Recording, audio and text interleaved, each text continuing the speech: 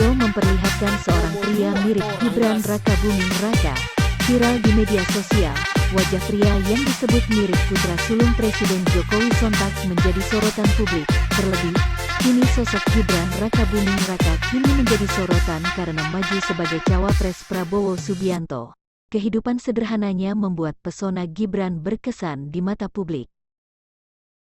Kemunculan Gibranku itu menjadi sorotan setelah videonya diunggah akun Instagram @boncel2706_. Dalam akun Instagramnya itu, Boncel mengklaim dirinya dengan sebutan khusus, Gibranku Super, tulisnya di bio Instagram.